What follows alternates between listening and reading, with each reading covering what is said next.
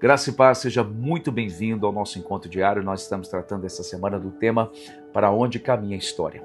O texto em apreço está em Apocalipse, capítulo de número 5. João está arrebatado aos céus e a Bíblia diz que quando ele chega lá, Apocalipse, capítulo 5, verso 1, ele vê na destra do que estava sentado sobre o trono um livro escrito por dentro e por fora, selado com 7 selos.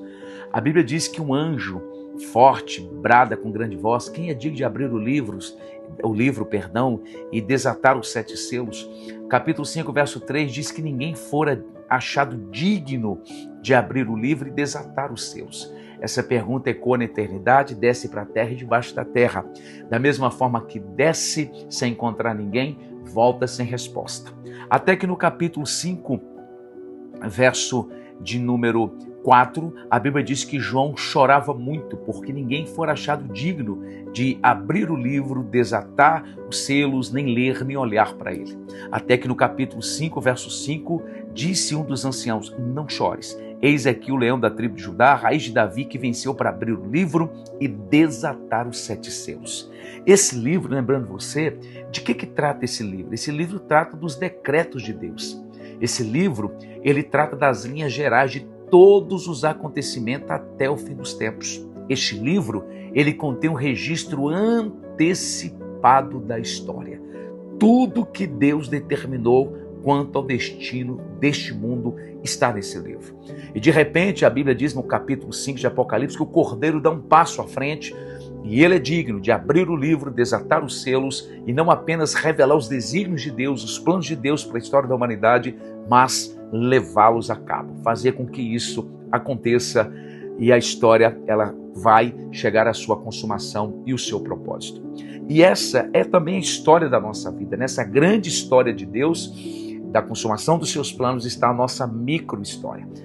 Esse livro lembra-nos uma verdade extraordinária, que a nossa história ela tem sentido, que a nossa história ela está nas mãos de Deus, e assim como está selado por dentro e por fora, dizendo que a história não faz sentido sem o Senhor, a nossa história ela só faz sentido se a nossa vida estiver nas mãos do Senhor e nós fazermos de Jesus o Senhor da nossa vida, da nossa casa e da nossa família.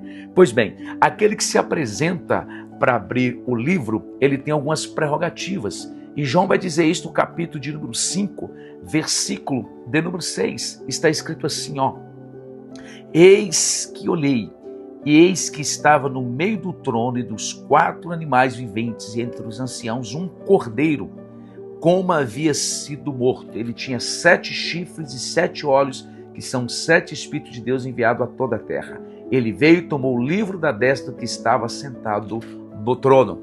Ele viu Jesus. Primeiro, ele lembra-nos a grande vitória de Jesus. A vitória de Jesus dar-se-á no Calvário, na cruz. No Calvário, ele venceu a morte, ele venceu o pecado, ele venceu o mundo, ele venceu o diabo.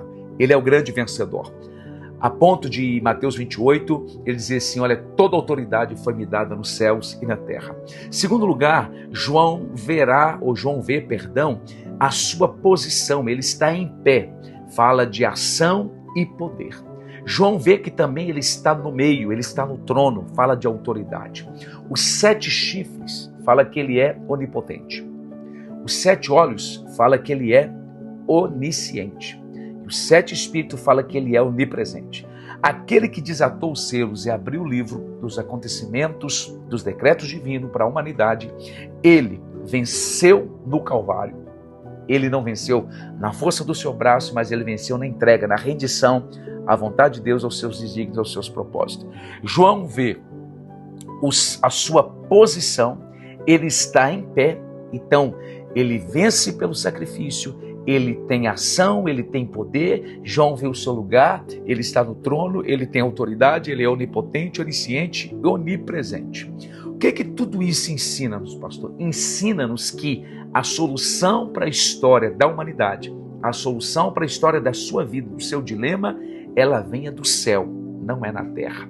E da mesma forma que no capítulo 5, verso 4, o Senhor, um dos anciãos, diz para João: não chores. O Senhor diz para você nesse dia também: não chores.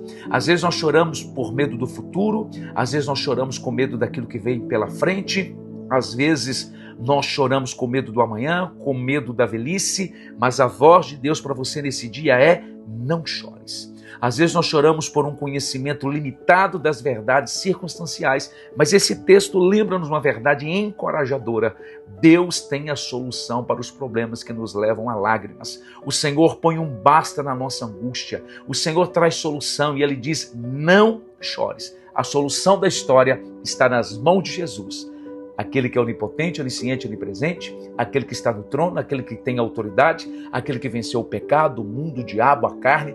Nesse dia, Ele tem solução para a sua vida e para a sua história. A sua história não caminha por caos, a sua história caminha para os propósitos que Deus estabeleceu para a sua vida, no nome de Jesus. Senhor, eu quero render graças ao Senhor nesse dia. Eu quero glorificá-lo e bendizê-lo, porque o Senhor é bom e a misericórdia do Senhor dura para sempre. Muito obrigado, porque o Senhor morreu a nossa morte para que nós tivéssemos vida e vida com abundância. Meu Deus, seja a tua bênção, seja, meu Deus, o teu socorro, a tua graça sobre a vida deste homem e desta mulher, porque aquele que venceu, Jesus Cristo nosso Senhor, Ele tem todo o poder, Ele tem ciência de todas as coisas, Ele está em todo lugar e Ele é o Cordeiro de Deus, que morreu para que tivéssemos vida, que ressuscitou para nos levar de volta ao Pai. E nós te rendemos graças, porque Tu és aquele que enxuga as nossas lágrimas e coloca um fim naquilo que nos causa angústia. Eu ministro a bênção, eu ministro saúde, eu ministro restauração e livramento nesse dia, em nome de Jesus. Amém. Graças a Deus. Para onde caminha a história? A história caminha segundo a vontade de Deus. Descansa o seu coração. Um beijo no seu coração.